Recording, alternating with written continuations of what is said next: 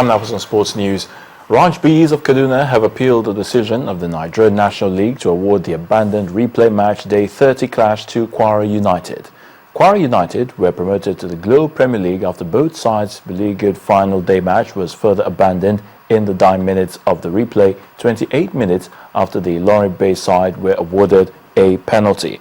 Ranjbi says it has formally lodged a complaint with the NFF, Organising and Disciplinary Committee, with the aim of upturning the NNL Board 3 points and 3 goals decision to Kwara United. West Ham midfielder Alex Song has been left out of Cameroon squad for the 2015 Africa Cup of Nations. The 27-year-old seems to have fallen out of favour with the Cameroon hierarchy following his send-off for violent conduct during the 4-0 defeat against Croatia during the 2014 World Cup in Brazil. The news will come as a boost to West Ham boss Sam Allardyce as he looks to keep his side in the top 4 after a brilliant start to the season. Manager Brendan Rodgers is delighted that his team has found its aggressive pressing style again, but has admitted that it doesn't suit Mario Balotelli's game. Rodgers says it is impossible the club will strengthen in January, but refused to comment on links with Petr Cech and Fernando Torres.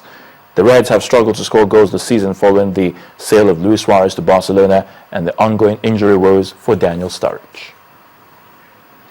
Russia's athletics coach Vladimir Kazarin, the coach at the center of a German television documentary which made claims of widespread doping in Russian sports, says he is suing the program maker Hajo Seppelt. Kazarin is also filing lawsuits against Russian middle-distance runner Yulia Stepanova and her husband Vitaly Stepanov, a former Russian anti-doping agency official who is the center of the program's issues. That's in the sports news. The news at 10 continues shortly.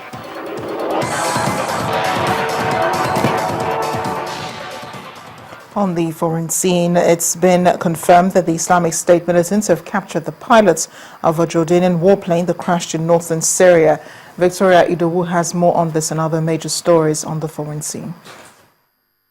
The jihadist group claimed it has shot down the jet with a heat-seeking missile near the city of Raqqa. It published photographs showing pictures of the pilot, who has been named as the Flight Lieutenant Youssef Al-Kasabi. This is the first US-led coalition aircraft to be lost on ISIS territory since the airstrikes began in September. Also today, after having bowed to pressure initially, Sony Pictures has opted to damn the threats by hackers and is going ahead with its original plan to release the interview. The US President Barack Obama is very pleased with this move and has welcomed the decision to screen a comedy about North Korea in a limited number of US cinemas on Christmas Day. The US still points the accusing finger to North Korea, insisting that the country is behind the cyber attacks. Then things definitely got to a bad start today in the Indian state of Assam, where separatist rebels killed at least 52 people in a remote village. Police have confirmed that the women and children have been among the victims, and there are also fears that the death toll could rise. Finally, a black teenager has been shot dead by police in the U.S. city of St. Louis, near where Michael Brown was killed in August, causing a nationwide protest.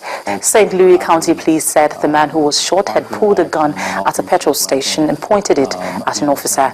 And that's all on the foreign news wrap-up. It's back to the news. Thanks a lot, Victoria. And the main news again. The police in Kano have paraded a 13-year-old suspected female suicide bomber. The teenage girl, said to be one of the female suicide bombers who attacked the Quarry textile market on December 10th, was arrested in a hospital in the city after sustaining injury following the explosion at the market. And outrage as protests have trailed the killing of another black teenager in St. Louis near the scene of the killing of Michael Brown in the United States. Well, that's the news at 10 tonight, this Christmas Eve. Thanks for watching. I am Amarachi Ubani. Good night and have a Merry Christmas.